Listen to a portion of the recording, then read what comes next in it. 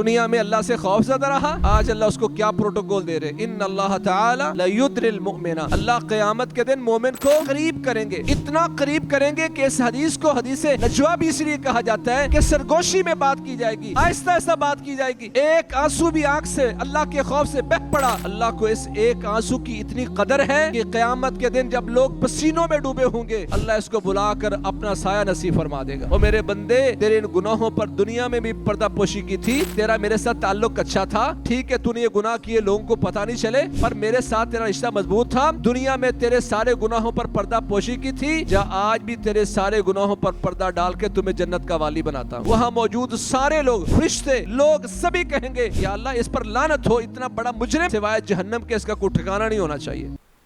ہے کوئی ایسا بندہ جو آج اللہ کے سامنے اپنے ہاتھ پھیلا لے، ایک آنسو بھی آنکھ سے اللہ کے خوف سے بہہ پڑا، اللہ کو اس ایک آنسو کی اتنی قدر ہے کہ قیامت کے دن جب لوگ پسینوں میں ڈوبے ہوں گے اللہ اس کو بلا کر اپنا سایہ نصیب فرما دے گا۔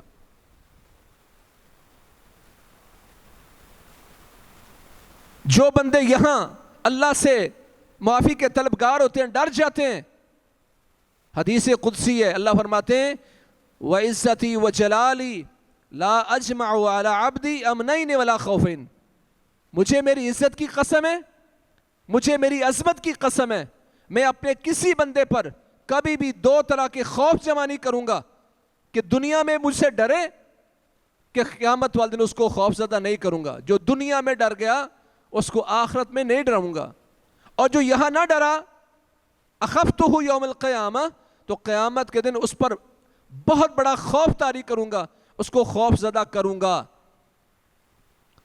یہ زندگی کے 10 20 25 سال 30 سال اللہ سے ڈر کے گزارو، ہمیشہ ہمیشہ خوف سے مستغنی ہو جاؤ گے، خوف سے بچ جاؤ گے۔ صحیح بخاری میں ایک حدیث النجوا کے نام سے مشہور ہے، عبداللہ بن عمر رضی اللہ تعالیٰ عنہ بیت اللہ کا طواف فرما رہے تھے، کسی نے آ کے پوچھا اتدری ما حدیث النجوا، جانتے ہیں آپ حدیث نجوا کون سی حدیث ہے؟ کیا ہے وہ حدیث، جانتے ہیں آپ؟ فرمانے لگے ہاں میں وہ حدیث جانتا ہوں، حدیث نجوا کو جانتا ہوں، ان اللہ تعالی لیدری المؤمن ویدع علیہ کنفہ ویسترہ من الناس، واللہ کیا اللہ تعالیٰ نے اپنے بندے پر فضل فرمایا، دنیا میں اللہ سے ڈر گیا، یہاں بے خوف نہیں ہوا، اللہ سے خوف زدہ رہا، اللہ سے معافی مانگتا رہا، اللہ سے رشتہ مضبوط رکھا، نمازوں پر دوام کیا، روزے اہتمام سے رکھے، ایمان پر کھڑا رہنے کی کوشش کی، ہر مسئلے میں ڈرتا تھا یا اللہ یہ غلطی کر بیٹھا ہوں معاف کر دے، یا اللہ غلطی کر بیٹھا ہوں توبہ کرتا ہوں، تیرے عذاب سے بچتا ہوں۔ دنیا میں اللہ سے خوف زدہ رہا، آج اللہ اس کو کیا پروٹوکول دے رہے، ان اللہ تعالی لیدری المؤمن، اللہ قیامت کے دن مومن کو قریب کریں گے، اتنا قریب کریں گے کہ اس حدیث کو حدیث نجوا بھی اس لیے کہا جاتا ہے کہ سرگوشی میں بات کی جائے گی، آہستہ آہستہ بات کی جائے گی۔ وَيَضَعُ عَلَيْهِ كَنَفَهُ، دوسرا احسان کیا کیا، اس پر اپنی رحمت شفقت محبت پردہ اللہ نے اس پہ ڈال دیا۔ یہ دنیا میں اللہ سے ڈرا تھا، آج اللہ اس کو بے خوف کر رہے ہیں۔ پہلا پروٹوکول یہ ہے رب کائنات اس بندے کو اپنے قریب بلا رہے ہیں، یہ چھوٹا عمل ہے۔ آج کوئی M P A M N A یا کوئی وزیر ہمارے ساتھ کھڑا ہو جائے، ہم اس سے ایک سیلفی لے لیں تو اس کو اپنے ڈرائنگ روم میں لگاتے ہیں، فلاں کے ساتھ میری تصویر آئی ہے۔ رب کائنات اس بندے کو یہ پروٹوکول دے رہے ہیں جو دنیا میں اللہ سے ڈرا، کہ اللہ تعالیٰ نے اس کو پہلا احسان کیا، قریب کر لیا۔ وَيَضَعُ عَلَيْهِ كَنَفَهُ، اس پر پردہ پوشی رحمت شفقت ڈالے گا۔ وَيَسْتُرُهُ مِنَ النَّاسِ، اور اللہ تعالیٰ اس بندے کا حساب کتاب شروع کرنے سے پہلے اس بندے اور ساری مخلوق کے درمیان پردہ لٹکا دیں گے کہ میرے بندے کا گناہ کو سن نہ لے، اس کے جرم کا کسی کو پتہ نہ چل جائے۔ دنیا میں اللہ سے ڈرا تھا، آج اللہ اس کو بے خوف کر رہے، دنیا کی ذلتیں محفوظ کر رہے، لوگوں کی رسوائی سے محفوظ کر رہے۔ اللہ اس کی عزت کیا کر رہے ہیں کہ اللہ اس کا حساب کتاب لینے سے پہلے اللہ اس کے درمیان پردہ کھڑا کر دیں گے تاکہ لوگوں کو پتہ نہ چلے کہ اندر کیا ہو رہا ہے. لا الہ الا اللہ. حساب شروع ہوا. اتعرف ذنب کذا، اتعرف ذنب کذا، بندے فلاں گناہ بھی تو نے کیا ہے نا، فلاں گناہ بھی تو جانتا ہے نا. کہے گا ہاں یا اللہ میں نے یہ گناہ بھی کیے ہیں، یہ بھی کیے ہیں. ورآ فی نفسہ انہ ہلک، اور یہ سمجھے گا میں برباد ہو گیا، میں ہلاک ہو گیا. وہ یہ سوچ رہا ہوگا کہ اللہ فرمائیں گے کیوں ڈر رہا ہے، کیوں خوف زدہ ہے. انی کا سترتھا علیک فی الدنیا فالیوم اسرھا علیک. او میرے بندے تیرے ان گناہوں پر دنیا میں بھی پردہ پوشی کی تھی، تیرا میرے ساتھ تعلق اچھا تھا. ٹھیک ہے تو نے یہ گناہ کیے لوگوں کو پتہ نہیں چلے، پر میرے ساتھ تیرا رشتہ مضبوط تھا. دنیا میں تیرے سارے گناہوں پر پردہ پوشی کی تھی، جا آج بھی تیرے سارے گناہوں پر پردہ ڈال کے تمہیں جنت کا والی بناتا ہوں. کیا ہیں ہمارے تعلقات اللہ سے ایسے کہ اللہ پہلے مجھے اپنا قرب نصیب فرمائے، پھر رحمت شفقت محبت ڈالے، پھر میرے گناہ لوگوں کو پتہ نہ چل جائے. اللہ کو اس بات کی بھی فکر ہے. لیکن اس کے برعکس وہ بندہ جو اللہ سے ڈرا نہیں ہے، بغاوت کی زندگی بسر کرتا رہا، اللہ تعالیٰ اس کو کٹہرے میں کھڑا کریں گے. اس کے پیدا ہونے سے پہلے جو لوگ موجود تھے وہ بھی آ جائیں گے، اس کے مرنے کے بعد جو پیدا ہوئے تھے وہ بھی آ جائیں گے. ساری مخلوق بابا جی آدم سے لے کر قیامت تک کے سارے لوگ موجود ہیں، سب کے سامنے اس کو کٹہرے میں کھڑا کیا جائے گا. آج میں جھوٹی سی عزت کے لیے کہ لوگ کیا کہیں گے، لوگوں کے سامنے بے عزتی نہ ہو جائے، یہ سوچو کہ اللہ کے سامنے میری بے عزتی نہ ہو جائے. اگر یہ ذہن میں رہا تو اللہ تمہاری عزت کا تحفظ کرے گا، وگرنہ یہ لوگوں کے سامنے کھڑا ہے اور اس کا حساب کتاب شروع ہو گیا. سارے لوگ اس کے جرم سن رہے ہیں، رشتہ داروں کو پتہ چل جائے گا، بہن بھائیوں کو پتہ چلے گا، دوستوں کو پتہ چلے گا. اتنا مجرم،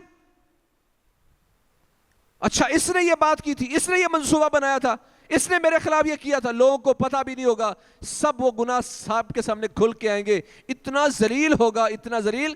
اللہ فرماتے ہیں وَيَقُولُ الْأَشْهَادُ هَؤُلَاءِ الَّذِينَ كَذَبُوا عَلَىٰ رَبِّهِمْ أَلَا لَعْنَةُ اللَّهِ عَلَى الظَّالِمِينَ. وہاں موجود سارے لوگ، فرشتے، لوگ سبھی کہیں گے یا اللہ اس پر لعنت ہو، اتنا بڑا مجرم سوائے جہنم کے اس کا کوئی ٹھکانہ نہیں ہونا چاہیے. اگر ہم چاہتے ہیں ہماری عزتیں محفوظ رہیں دنیا اور آخرت میں، تو پھر اللہ کے ساتھ رشتہ مضبوط رکھنا ہوگا، زندگی بدلنی ہوگی. توبہ کر کے، مومن بن کے، اخلاص کے ساتھ تربیت کر کے، ہدایت یافتہ رہ کے باقی زندگی بسر کر لو. ہمیشہ کی ذلتیں ختم ہو جائیں گی اور عزتیں ہوں گی.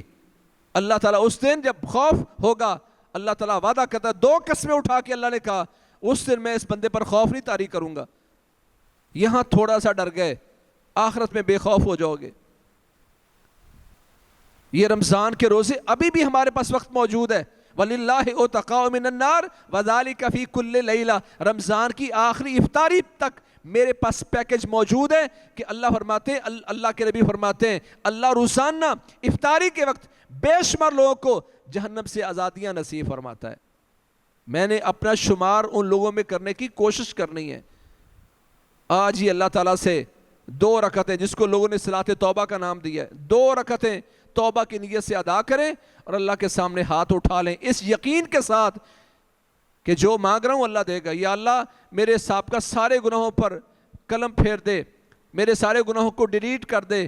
میں ایک نیا پیکج شروع کرنا چاہتا ہوں زندگی کا، توبہ کے ساتھ ایمان اور ایمان کے ساتھ عمل صالح جاری رکھوں گا. اللہ فرماتے اگر ایسی زندگی تم نے بنا لی، اربوں کھربوں غلطیاں کرنے کے بعد جو بندہ مڑ کے اللہ کی طرف آتا ہے، اللہ اس کی اربوں کھربوں غلطیوں کو اربوں کھربوں نیکیاں بنا دے گا.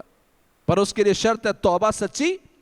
ماضی کے گناہوں پر شرمندہ ہوں، آج اللہ کے سامنے معافی مانگ لوں اور مستقبل میں گناہ چھوڑنے کا عزم کر لوں، تو پھر اس کے بعد نیک صالح عمل اور ایمان پہ زندگی کھڑی کر لوں، تو انشاءاللہ اللہ کہتے ہیں پھر سارے گناہ نیکیوں میں بدل دوں گا.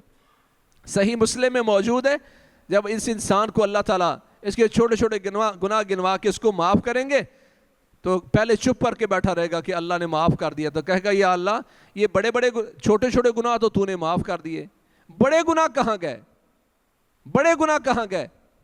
اللہ کے نبی فرماتے ہیں فَيَضْحَكُ رَبُّنَا، اس پہ ہمارا رب ہنسے گا کہ بندہ کتنا سیانہ ہے، پہلے چپ کر کے بیٹھا رہا ہے، چھوٹے چھوٹے گناہ گنوائے گئے تو اب وہ نیکیوں میں بدل رہے ہیں، تو کہتا ہے جب اللہ بدل رہا ہے تو بڑے گناہ کہاں گئے؟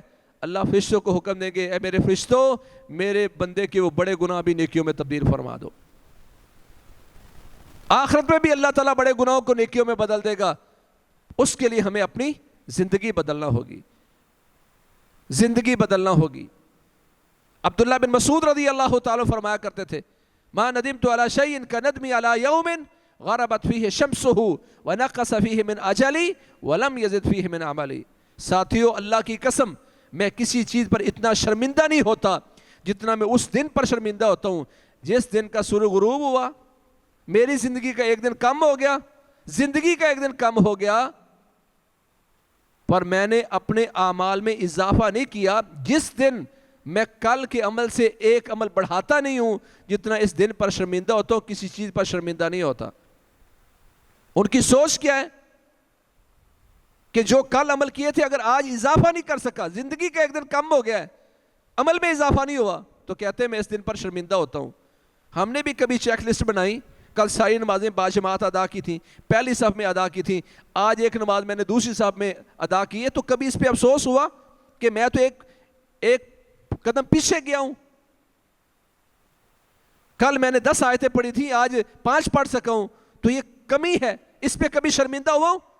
وہ عبداللہ بن مسعود رضی اللہ تعالیٰ عنہ، مسند احمد کی روایت ہے، باریک باریک پنڈلیوں والے تھے، ایک دن ہوا چلی تو پنڈلی سے کپڑا اٹھ گیا، صحابہ ان کی باریک باریک پنڈلیاں دیکھ کے ہنسنے لگ گئے، فرمایا آج تم عبداللہ بن مسعود کی باریک پنڈلیوں پر ہنستے ہو، واللہ لہما اثقل فی المیزان من احد، قسم اللہ کی قیامت کا دن ہوگا عبداللہ بن مسعود کی یہ باریک پنڈلیاں اللہ کے ہاں عزت میں، شرف میں، وزن میں احد پہاڑ سے بھی بڑی ہوں گی۔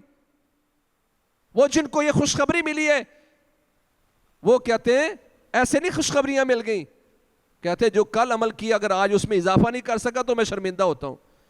اور یہاں بڑی معذرت کے ساتھ رمضان میں ہم اللہ کے ساتھ تعلق بڑا اچھا رکھتے ہیں، رمضان گزرنے کے بعد یہ ہمارے حالات رہتے نہیں ہیں اور اس پہ کبھی پریشانی بھی نہیں ہوئی۔ حضرت حنظلہ رضی اللہ تعالیٰ عنہ مدینے کی گلیوں میں اعلان کر رہے ہیں نافق حنظلہ، نافق حنظلہ، لوگوں میں حنظلہ منافق ہو گیا، لوگوں میں حنظلہ منافق ہو گیا۔ صحابہ نے پوچھا، حضرت ابوبکر سامنے سے آئے، پوچھا بھی حنظلہ تم ہماری نگاہ میں تو بڑے سچے صحابی ہو، کیسے منافق ہو گئے ہو؟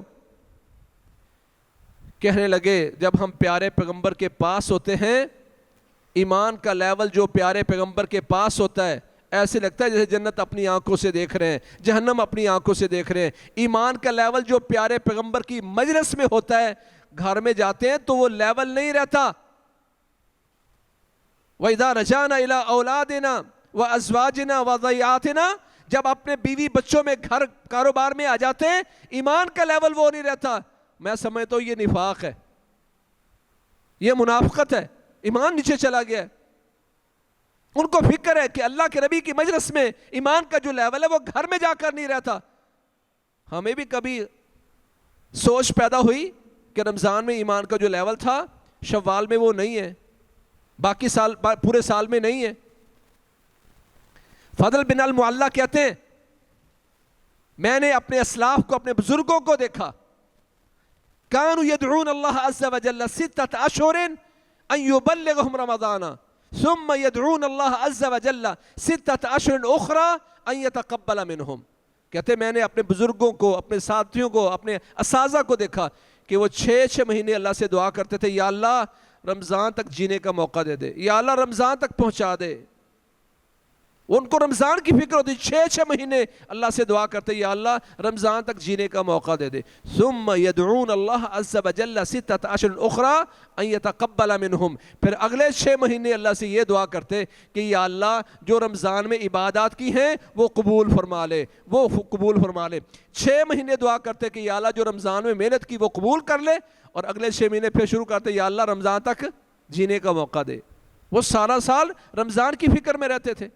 اور ہم ایمان کا لیول دیکھیں، توبہ کر لیں سچے دل سے، ایمان پر کھڑے ہو جائیں اور عمل صالح جاری رکھیں، کثرت سے دعائیں کریں، قرآن کے ساتھ رب جیسے رمضان میں ہے چلیں اتنا نہیں تو لے کر رہنا چاہیے، رب ٹوٹے نہ۔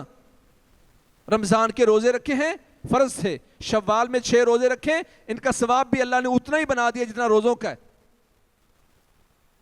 اور یہاں ایک ضمن بات کر دیتا ہوں، ہم رمضان میں تراویح پڑھتے رہے، جس کو اللہ توفیق دے وہ تہجد پڑھے، رات کے آخری پہر میں پڑھے، لیکن اگر کسی کو نیند گہری ہے، تھکاوٹ ہے، کام زیادہ ہے، تہجد کا نہیں اٹھ سکتا، تو جیسے آپ نے رمضان بھر میں تراویح پڑھی ہے، سارا سال آپ یوں تہجد پڑھ سکتے ہیں، وتر پڑھ سکتے ہیں۔ اوتر رسول اللہ صلی اللہ علیہ وسلم اول اللیل، پیارے پیغمبر نے عشاء کے بعد آغاز رات میں بھی تہجد پڑھی ہے، وتر پڑھیں۔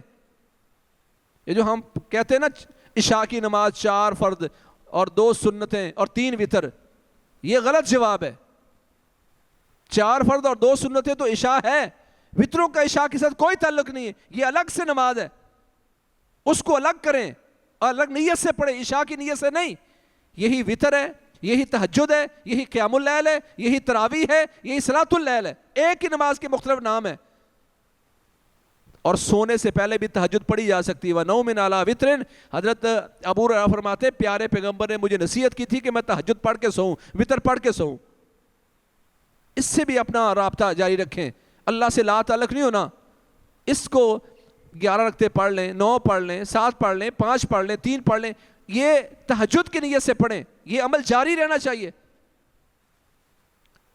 اور آخری بات، آپ پورے سال میں اپنی ہر رات کو لیلۃ القدر بنا سکتے ہیں۔ آپ اپنی ہر رات کو لیلۃ القدر بنا سکتے ہیں۔ اللہ کے نبی فرماتے ہیں من صلی اربعا بعد العشاء ادلن بمثلہن من لیلۃ القدر، کہ جس بندے نے عشاء کی نماز کے بعد 4 رکعتیں اکٹھی، ایک حدیث میں لا یفصل بینہن بتسلیم، اکٹھی 4 رکعتیں پڑھی، جس طرح آپ 4 فرض پڑھتے ہیں زور کے یا 4 فرض پڑھتے ہیں عصر کے، اس طرح 4 سنتیں پڑھیں، ادلنا بمثلہن من لیلۃ القدر، کا اللہ کے اتنی عظیم ہے، اتنا ان کا اجر ہے، ایسا کہ جس طرح اس نے 4 رکعتیں لیلۃ القدر میں پڑھی ہیں۔ شیخ البانی رحمہ اللہ نے اپنی کتاب الضعیفہ میں اس پہ پوری بحث کی ہے، آثار بیان کیے ہیں۔ مرفوعاً یہ روایت کمزور ہے، لیکن 3 صحابہ سے صحیح سند سے موقوفاً موجود ہے، اور حضرت شیخ البانی کہتے ہیں کہ یہ موقوف بمعنی مرفوع ہے۔ اس کو رمضان میں دل نرم ہے، اس عمل کو بھی جاری رکھیں، اس عمل کو جاری رکھیں، اور حدیثیں عمل سے یاد رہتی ہیں۔ تو اللہ کریم ہمیں اس رمضان سے بھرپور فائدہ اٹھانے کی توفیق نصیب فرمائے، سچی توبہ کی اللہ توفیق دے، مومن بن کے نیک عمل جاری رکھنے کی توفیق دے، رمضان میں محنتیں کی ہیں اس کی قبولیت پر اللہ تعالیٰ دعا کرنے کی ہمیں توفیق دے، اور ان اعمال کو جاری رکھنے کی توفیق دے۔ فجزاکم اللہ خیرا، السلام علیکم ورحمۃ اللہ وبرکاتہ۔